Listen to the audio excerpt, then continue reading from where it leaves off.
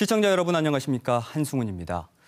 지난달 광주지방법원에 출석한 전두환 전 대통령의 영상으로 시작했는데요. 발포 명령을 내린 사실을 인정하느냐는 질문에 던진 전직 대통령의 한마디. 이거 왜 이래? 손에 잡힐 듯 잡히지 않는 1980년 5월의 진실. 그러나 다수의 손가락은 5.18 발포 책임자로 특정인을 가리키고 있습니다. 그렇다면 30여 년 앞서 일어났던 4.3의 발포 책임은 누구에게 물어야 하나요? 가족이 한날 한시 몰살되거나 한 무덤에 켜켜이 쌓여 이름 없는 희생자로 남은 어린아이들. 행여 살아남았다 하더라도 이들이 감내해야 했던 삶은 죽느니만 못한 세월이었습니다. 그런데 누구 하나 나서 내가 그랬다고 반성하는 사람은 없었습니다. 어제 군과 경찰은 71년 만에 처음으로 4.3 사건에 깊은 애도를 밝혔습니다. 그러나 책임을 인정하느냐는 물음에 밝혀진 사실에 따라서 인정할 것은 인정하겠다는 인색한 답변을 내놨습니다. 용서는 진실 규명을 한 뒤에야 가능하기에 이제 우리는 71번째 속 시원한 대답을 듣지 못한 질문을 던집니다. 4.3 민간인 학살의 책임자는 누구인가? 71주년 4.3 위령제의 슬픔과 감동을 보낸 4월 4일 7시 오늘 제주 주요 소식부터 전해드립니다. 이번 주 4.3 연속 기획으로 전해드린 4.3과 기억의 공간. 오늘은 마지막 순서로 미래 세대를 위한 교육 공간을 어떻게 만들어야 할지 대안을 모색해봤습니다. 일본 오사카 현지를 생방송으로 연결해 전해드리는 순서. 오늘은 제일 제주인 1세들이 기억하는 4.3의 역사를 직접 들어봅니다. 7시 오늘 제주가 새롭게 선보이는 코너. 뉴스 후반부엔 제주 할망의 제주어 시사 논평도 보실 수 있습니다.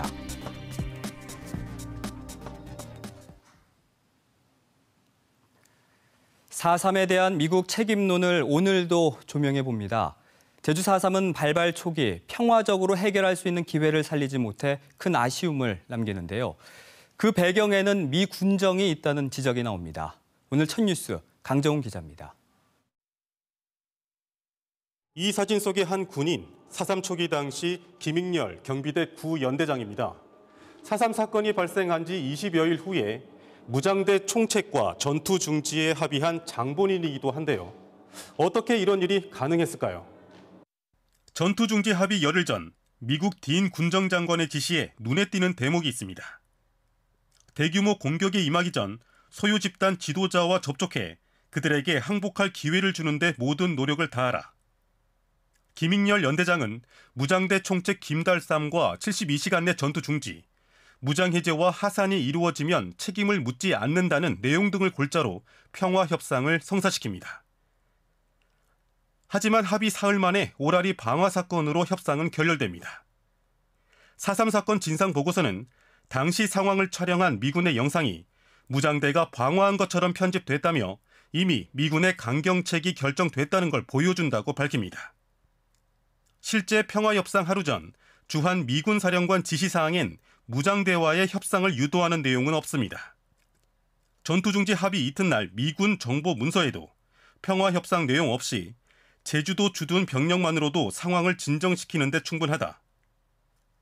오름들에 있는 게릴라 세력을 진압하기 위해서는 신속하고 활발한 작전이 요구된다고 적시했습니다. 미국 하지 입장에서는 김익렬이 김달삼 만나는 것을 오히려 아지트 확인을 위한 그리고 더 강한 무력 공세를 위한 하나의 수단과 방법으로만 활용해버렸다. 결국 미군은 김익렬 구연대장을 해임하면서 4.3의 평화적 해결의 기회를 스스로 닫아버렸다는 평가를 받고 있습니다. KBS 뉴스 강정훈입니다. 이른 봄 쇠창살로 햇살이 숨어든다. 어느 날 빨갱이 기집애라고 느닷없이 잡혀갔을 때 내 등엔 3살짜리 딸이 엎여 있었고 새 생명 하나 움트고 있었지. 쥐가 있으니까 간 거죠. 쥐가 있으니까. 언니를 파묻었는데 눈이 소복히 있었는데 그거를 파고 두 번 형무소에서 낳은 아기를 그 언니를 묻었다고. 고문 당할 적에 날 때리는데 업었는데 다리가 맞은 거예요. 다 썩어서 살도 하나도 없고 뼈가 하얗더라고요. 그 행부도 간수가 기가 막힌다 울대요. 불쌍하다고. 이제 25살에서 역사가 멈췄다고. 저희 엄마가 아마도 그런 것 같아요. 아기 잃은 것, 그거에 대한 고통이 늘 가슴에 있지 않았나 그런 생각이 들어요. 빨갱이 그 집이라고. 그러면서 끌려간 거지. 재판 받았지. 군사 재판. 총순이 1년 이러더요. 우리 나하고 거기 안동 갔던 할멈은 그 할멈하고 둘 만난 거예요. 둘. 동생 만난 거 같아. 이렇게 다 해놓은 거 보니까 기분 좋아요. 이 죽은 사람도 불쌍한 사람들에 다 저렇게 해주니까 기분 좋아요. 또 20대로 돌아가면요. 지금 처녀들 문화로 행복스럽게 사는 게 원이죠. 지금 처녀들은 행복스럽게 살잖아요.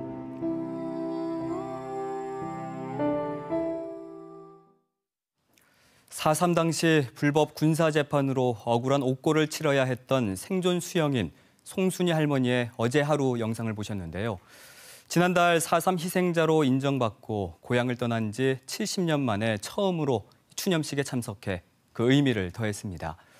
다음은 일본으로 갑니다. 제주에서 4.3을 겪고서 일본으로 넘어간 제1제주인 1세대들은 70여 년이 지난 지금까지도 그날의 기억 속에 멈춰 있습니다. 오늘은 제1제주인 1세들이 기억하는 4.3의 역사를 들어봅니다. 일본 오사카에 있는 하선아 기자를 연결합니다. 하선아 기자, 오늘은 시내에 있군요. 네, 오사카 생중계 첫날 일본 속 제주 코리아타운에서 전해드렸는데요. 오늘은 코리아타운 근처에 와 있습니다. 바로 이 오코노미야끼 식당을 운영하시는 고춘자 할머니를 만나 뵙기 위해서인데요. 이 고춘자 할머니가 기억하는 제주 4.3은 어떤 것인지 한번 이야기를 나눠보겠습니다.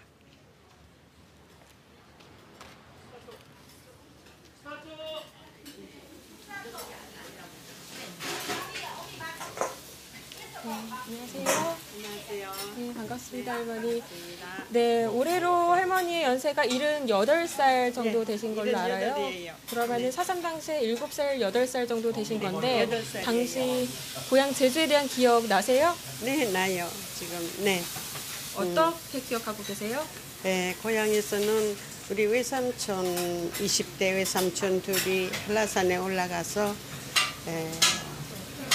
빨갱이라고 우리 가족의 이거는 빨갱이라고 해서 할머니가 항상 숨어 살았어요. 그래서 그 외삼촌들을 돌아가신 후에는 할머니도 경찰에서 데려가서 총으로 쏴서 돌아가셨어요. 네. 그 당시 집안에서 피해를 좀 많이 입으신 것 같네요. 네, 피해는 입었죠. 집도 타버리고 살 곳도 없어서 우리는 항상 도피자 가족이라고 해서 숨어서 살았어요. 바다에 가서도 살고 숨어서 살았거든요.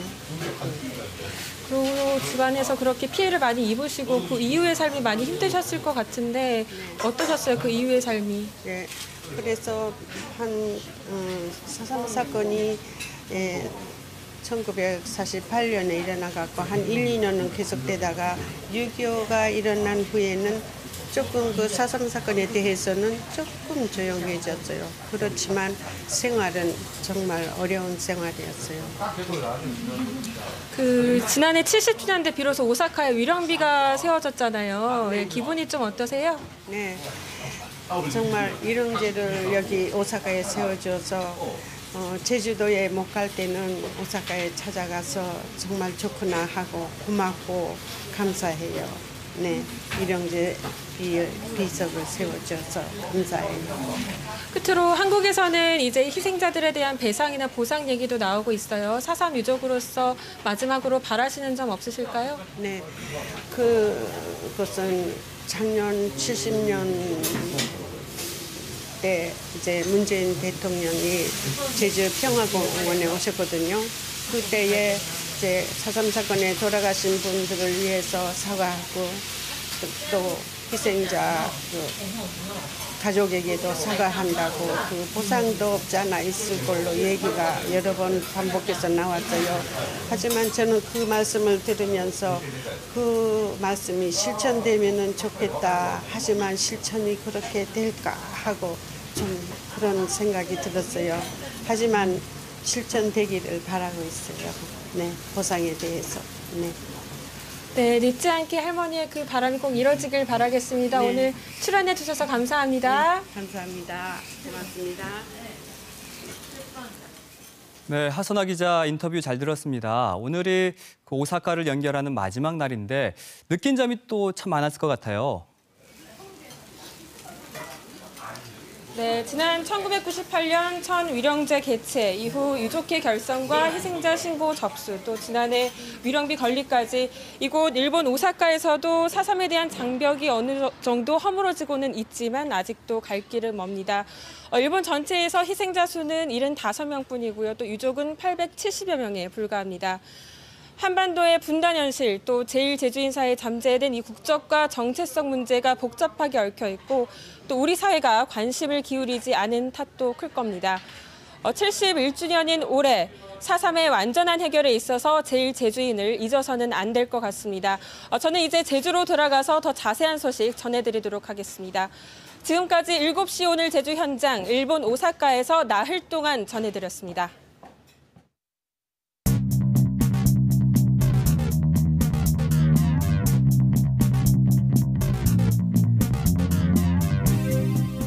네, 오늘 하루 제주에서 있었던 뉴스를 정리해드리는 뉴스 브리핑 손보라입니다.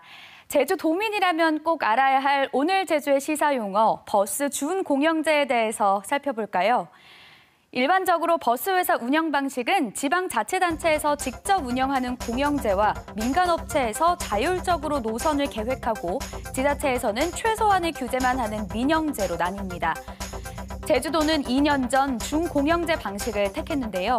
준공영제는 민간업체에서 버스 소유권과 운행권을 갖되 지자체에서는 노선과 요금, 운행 관리를 맡는 방식입니다. 국내에서는 서울시가 2004년 처음으로 이 제도를 도입했습니다. 제주에서는 특히 수익금 공동관리 제도를 적용하고 있습니다. 지자체가 수익금을 관리하고 노선별로 운송 실적과 원가를 정산합니다. 표준 운송 원가를 정해서 버스회사 적자를 세금으로 메워주는 방식이라 도민사회의 시선이 곱지 않습니다. 이런 상황에서 제주도 감사위원회가 처음으로 버스 준공영제에 대한 감사에 들어갔습니다. 어떤 부분을 꼼꼼히 따져봐야 하는지 김가람 기자가 정리했습니다. 매년 1,000억 원 가까운 예산이 들어가는 버스 준공영제. 불편 민원이 끊이지 않고 수송 분담률도 여전히 10% 초반인데다 최근에는 파업 위기도 불거졌습니다. 이런 가운데 제주도 감사위원회가 사상 처음으로 버스 준공영제에 대한 성과 감사에 들어갔습니다. 사업 전반의 효율성과 경제성을 분석하고 평가하겠다는 겁니다. 이번 감사의 핵심은 예산 지원의 근거인 표준 운송 원가. 버스 한 대를 운행하는 데 들어가는 돈으로 연간 운송 원가에서 수익금을 제외한 적자를 예산으로 보전하기 때문입니다. 하지만 임원의 인건비 비율이 높다거나 복리비가 엉뚱하게 쓰이는 등 부실 논란이 끊이지 않고 있습니다. 특히나 기타 복리비 같은 경우는 기사들한테, 노동자들한테 쓰이지 않고 좀 사용자들이 유용할 수 있는 구멍이 생기다 보니까 투명하지도 않고요. 준공영제 특성상 방만 운영에 대한 우려가 높은 만큼 경영 개선 노력도 들여다봐야 합니다. 실제로 지난해 상반기 운송 수익금은 전년보다 10% 줄어든 것으로 나타나는데 수익금이 줄어들수록 적자 보전 규모는 커집니다. 민간 회사에서 경영 개선 노력을 어떻게 하고 있는지라는 자료 제출을 더해서 수시적으로 관리 감독하고 있는지까지도 들여봐야 된다고. 이번 감사가 성과 분석에 그치지 말고 대안을 제시해야 한다는 목소리도 나옵니다. 명확한 감사가 이루어져야 되겠고요. 이러한 문제들을 해결하기 위해서 다른 시도와 마찬가지로 강력한 조례를 통해서 제재 조항을 마련해야 합니다. 이번 감사 결과는 이르면 오는 7월쯤 나올 것으로 예상됩니다. KBS 뉴스 김가나입니다. 보육교사 살인 사건 두 번째 재판이 한 달여 만에 열렸습니다. 피고인을 구속시킨 결정적인 증거였던 섬유 분석을 놓고 치열한 공방을 예고했습니다. 보도에 박천수 기자입니다. 10년 전 발생한 보육교사 살인 사건 두 번째 공판의 핵심 쟁점은 섬유 증거. 피고인을 구속시킨 결정적 증거였던 섬유 증거를 놓고 검찰과 피고인 측 변호인이 치열한 공방을 예고했습니다. 검찰은 섬유 정밀 감정으로 피고인 김모 씨가 피해 여성과 격렬한 신체 접촉이 있었다는 정황을 밝혔다는 걸 강조하며 섬유 정밀 감정을 담당했던 국립과학수사연구원 등 6명을 법원에 증인 신청했습니다. 반면 김 씨 측 변호인은 검찰이 제출한 일부 섬유 증거에 대해 위법성 문제를 강조했습니다. 압수수색 당시 피의자에 대한 수색영장이 발부되지 않았고 형사소송법에 따라 압수수색에는 사법경찰관이 참관해야 하지만 현장에는 경찰관 3명만 있었다며 위법한 절차에 따라 수집된 증거는 효력이 없다고 주장했습니다. 이에 대해 검찰은 대법원 판례에 비춰 중대한 위법이 아니라고 반박했습니다. 다음 달 2일 3차 공판에서 이번 사건의 핵심인 섬유 증거를 놓고 검찰과 변호인 사이에 어떤 공방이 펼쳐질지 관심이 모아집니다. KBS 뉴스 박천수입니다. 오랜만에 제2공항 속보 전해드립니다. 국토교통부는 사전 타당성 용역에서 프랑스 엔지니어링 업체인 ADPI가 제주공항 단기 확충 방안만 전적으로 맡아서 수행했다 이렇게 밝혔는데요. 공식 기자회견에서 밝힌 이 국토부의 얘기가 거짓인 것으로 확인됐습니다. 최승민 기자가 보도합니다. 제주공항에 대한 단기 확충 사업은 ADPI가 전적으로 맡아서 수행했습니까? 그 부분을 잘라서 이제 하도급을 줬고 그 하도급을 받은 내용을 가지고 이제 원도사에서 그 내용을 본인들이 검토를 했지 않겠습니까? 검토를 해서 최종 보고서 안에 반영을 시킨 거죠.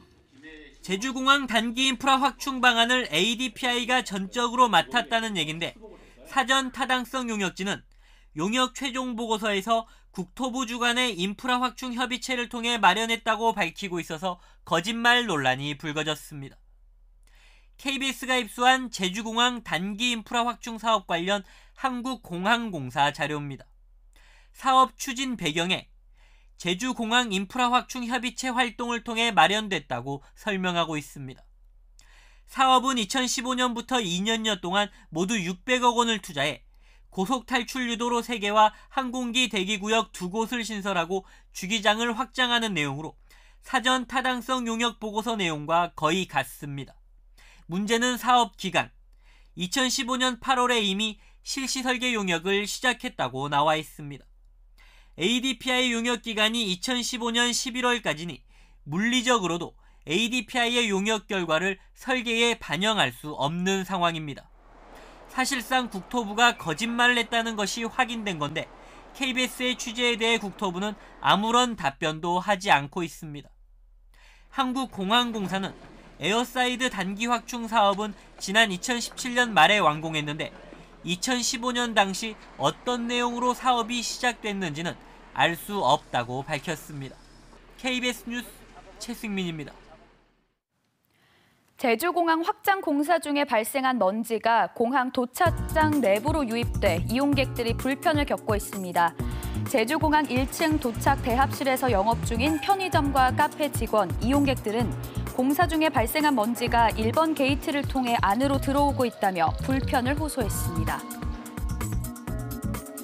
제주환경운동연합은 서귀포시 도시우회도로 개설 사업과 관련해 제주도에서 쪼개기로 발주해 환경 영향평가를 편법으로 누락했다며 주변 하천 생태계와 경관 훼손이 불가피하고 공사 구간에 밀집한 교육시설 이용자들의 안전과 교육 환경 침해도 우려된다고 밝혔습니다.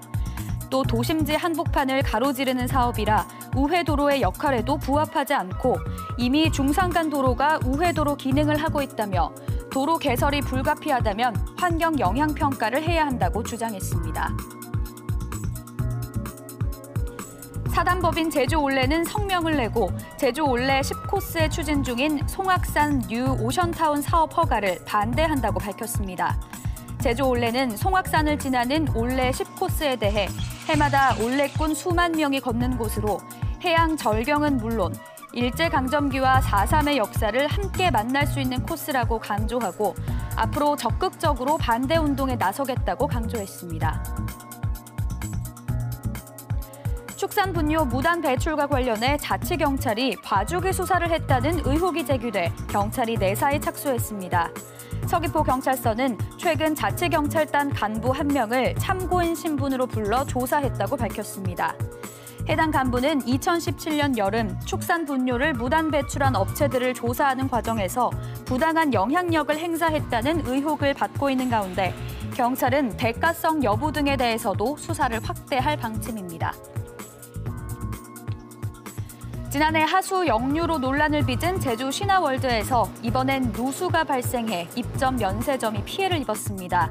제주관광공사는 그제 제주 신화월드 내 메리어트 호텔 지하 1층에 운영 중인 시내 면세점 천장에서 물이 새기 시작해 운영을 잠정 중단했다고 밝혔습니다.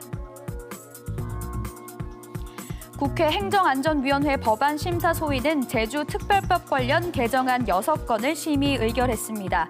이번 개정안에는 투자진흥지구 지정 시 사업자의 투자금과 고용 계획을 구체화하고 투자 계획 이행 여부를 조사하도록 하는 내용과 조례로 곶자왈 보호지역을 지정하는 안을 담았습니다. 또 제주특별자치도 지원위원회 존치 기간을 3년 연장하고 도내 면세점 특허 수수료 50%를 제주관광진흥기금에 납부하는 내용도 의결됐습니다. 지금까지 뉴스브리핑이었습니다.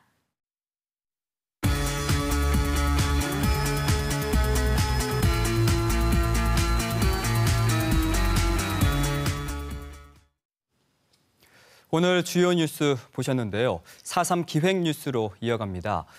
역사의 아픔이 서린 공간에 대한 답사기이자 그곳에 깃든 고통과 교훈을 우리가 어떻게 기억하고 또 어떤 교육의 공간으로 만들어야 하는지 모색해보는 연속기획 마지막 시간입니다. 현재성 PD입니다. 서귀포시 최고의 절경 중 하나, 정방폭포. 이곳엔 아픈 진실이 숨겨져 있습니다. 제주 4.3 당시 200여 명이 죽창으로 찔리고 총에 맞아 학살된 비극의 현장이 바로 이곳입니다. 당시 5살이던 오순명 씨도 이곳에서 가족을 잃었습니다. 서북 청년다리가 군경들이 지나가면서 올라봉 앞에서 그대로 이제 쏴버리니까 여기 맞아서 돌아갔어요. 어머니가 돌아가셨어요? 어머니가 돌아가고 돌아가서 15일 후에 잡혀온 우리 아버님이 또 여기서 돌아갔다. 지난해에만 약 80만 명이 다녀간 유명한 관광지이지만 그런 역사의 표식이나 교육의 공간은 어느 곳에서 찾아볼 수 없습니다. 왜 여기는 이것이 되느냐? 그 이유는 뭐지?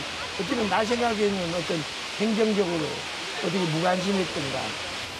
여기서 시체도 못 찾고 있던 그 부천에 헤매는 그 영령들이 그 눈물이 떨어지는 거 아닌가 하는 생각이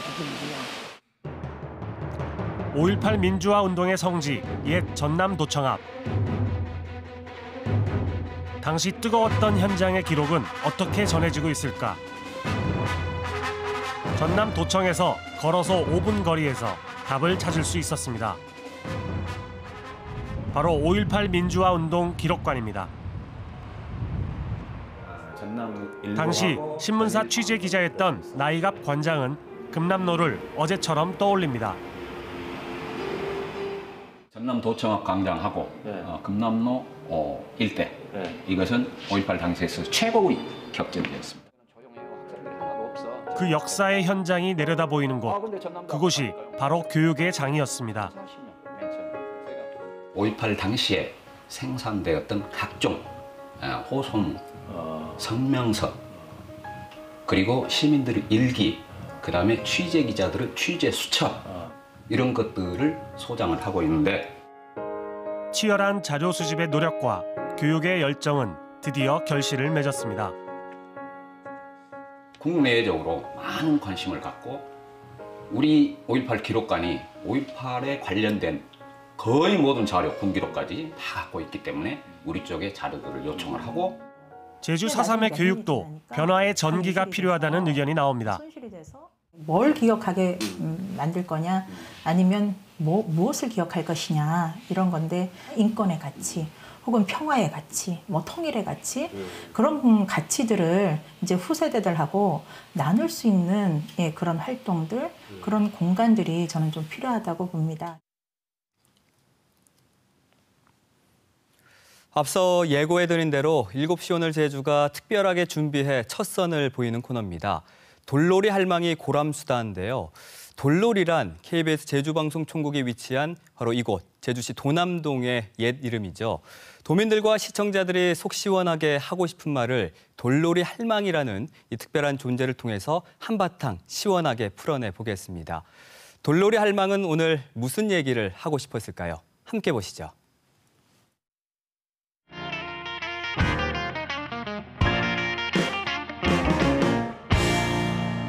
어머니, 밀물이 아방 식겐디 어떤 어쩐 맛이?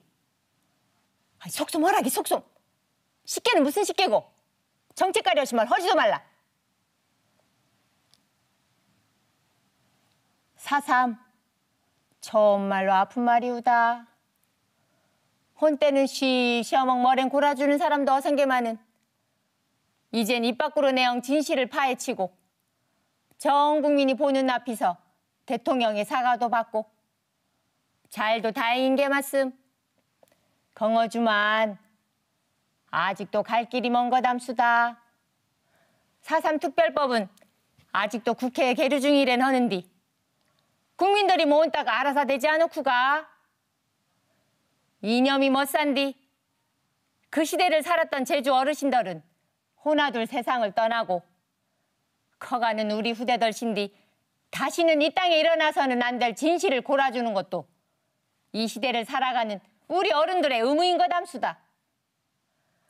대한민국 헌법 제1조 1항에는 대한민국의 주권은 국민에게 있고 모든 권력은 국민으로부터 나온다는 하는디 무사 최고 권력자에 속하는 제주 지역 국민신디 그런 만행을 저질러신 고양 1948년 헌법이나 지금 헌법은 아무 상없이 고배시이신디 무사 그때 말을 못 고랑 이제사 말을 고라사 되는 고에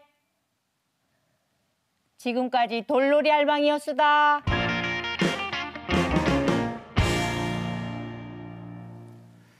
일곱 시 오늘 제주는 가족이자 친지, 친구이면서 이웃인 시청자 여러분께 보다 더 가까이 다가가기 위해 다양한 시도를 하고 있는데요. 역시 데일리 전환을 하면서 새롭게 선보이는 코너입니다. 시청자가 직접 들려주는 인생 이야기를 통해서 제주 사회를 깊숙이 들여다보는 7시 소돌이인데요. 소돌이가 주변에서 일어나는 이야기를 소문낸다는 제주어라는 건 아시죠? 오늘 첫 번째 주인공은 4.3 생존 희생자인 오태순 어르신입니다.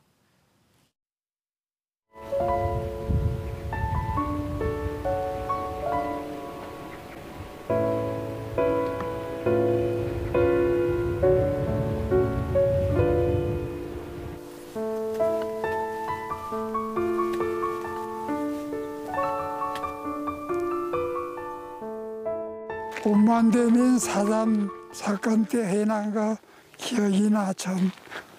그때 겪은 생각을 하면은 말도 못하지.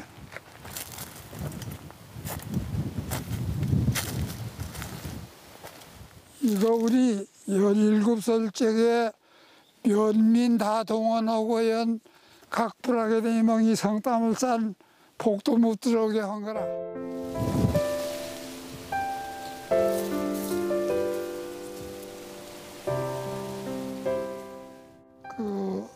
초수 근무할 때 같이 근무하는 아저씨가 졸업을 한 전달을 못 받은 때문에 그 때문에 그 방맹이로 때려놓으니까 그 뭐 두 번째 내려 넣을 땐 팔이 꺾어져 본 거지.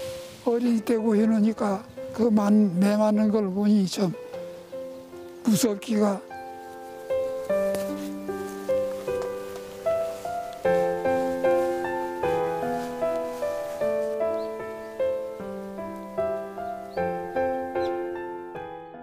하수연 할 사람이시지 뭐 누구한테 하세요? 순경이 제일 못쓴 사람인데.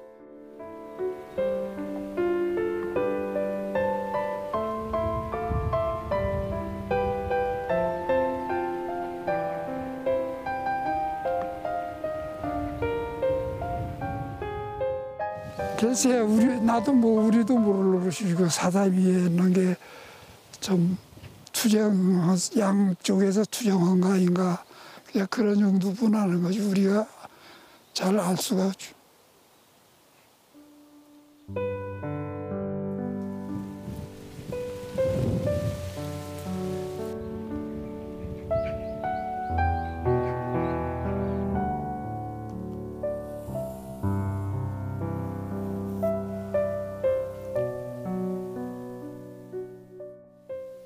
이건 잊을 수가 없는 거니까 언제든지 그 기억이 남아 있는 생각 그죠.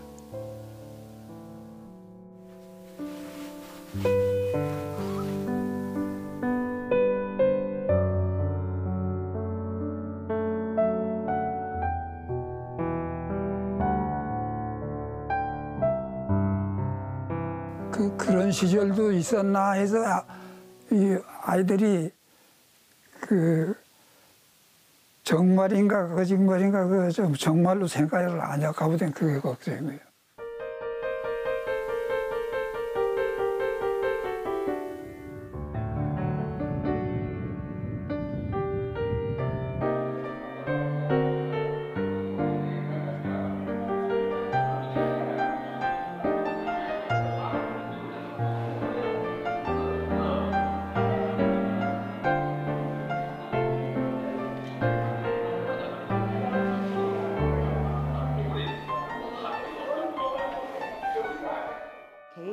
겪었던 것들을 표현해냈기 때문에 또 알지 못했던 그런 아주 작은 것들, 그런 감정이나 그런 생활사나 그런 것들을 더 진지하게 알 수 있었던 것 같아요. 그래서 이 그림이 더 진정성이 있지 않나 싶어요.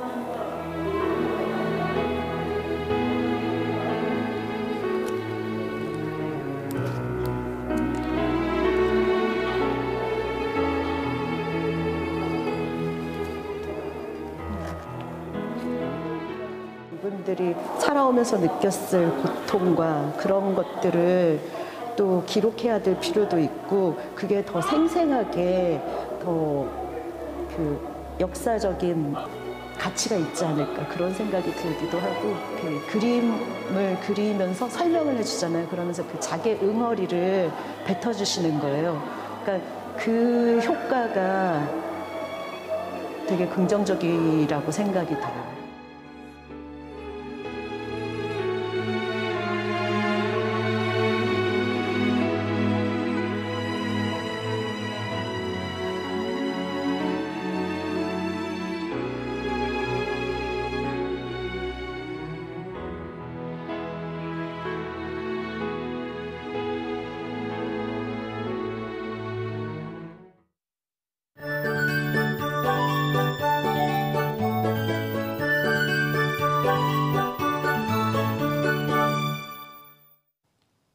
오늘 퇴근길도 맑은 하늘을 보이고 있는데요. 현재 제주도 산지에는 건조경보가 내려져 있습니다. 추자도를 제외한 제주 전역에도 건조주의보가 내려져 있고요. 당분간 고기압의 영향으로 맑은 날이 계속되면서 대기는 매우 건조하겠습니다. 화재 예방에 각별히 주의하시기 바랍니다. 내일은 다시 평년 기온을 회복하겠습니다. 오늘 아침은 어제보다 기온이 더 낮아 꽤 쌀쌀했는데요. 내일 아침은 10도 안팎으로 출발하겠고 한낮에도 최고 19도까지 올라 포근하겠습니다. 낮과 밤의 기온차도 10도 이상으로 크게 벌어지겠으니 일교차에도 유의하시기 바랍니다. 내일 아침은 구름이 더 많이 지나며 하늘 표정은 흐리겠는데요. 내일 새벽부터 아침 사이 남부 지역에 산발적으로 빗방울이 떨어지겠습니다. 다만 공기질이 다시 나빠지겠습니다. 중국발 스모그가 유입되고 정체되면서 미세먼지 농도는 나쁨 수준까지 오르겠습니다. 마스크 착용하시고 호흡기 관리 잘 해주셔야겠습니다. 내일 기온 살펴보겠습니다. 아침 기온은 9에서 11도로 오늘보다 약간 높겠고 낮 기온은 대부분 지역에서 16에서 19도까지 올라 포근하겠습니다. 내일 바다의 물결은 제주도 앞바다에서 최고 2m까지 일겠고요. 제주도 남쪽 먼바다의 물결도 최고 2m까지 일겠지만 해상에는 안개가 끼는 곳도 있어 해상 활동하시는 분들은 유의하셔야겠습니다. 주간 날씨입니다. 일요일에 다시 비가 내리겠습니다. 건조함은 다소 해소되겠습니다. 날씨였습니다. 7시 오늘 제주는 이번 주 확대 개편과 함께 4.3 주간을 맞아 시청자 여러분께 보다 친절한 뉴스, 보다 가까이 다가가는 소식을 전하기 위해 노력했는데요. 여러분께 진정성 있게 전달됐는지 궁금합니다. 어제 4.3 71주년 추념식은 희생자들의 기억을 손자, 손녀들에게 전하고 이를 계승한다는 점에서 의미 있는 진전이라는 평가를 받고 있는데요. 그만큼 제주 4.3은 이제부터 새롭게 시작해야 하는 세계의 역사가 아닌가 싶습니다. 7시 오늘 제주도 4.3의 완전한 해결과 지역 뉴스의 새로운 역사를 쓰기 위해 더욱더 노력하겠습니다. 7시 오늘 제주, 다음 주 월요일 7시 더 새로운 모습으로 찾아뵙겠습니다.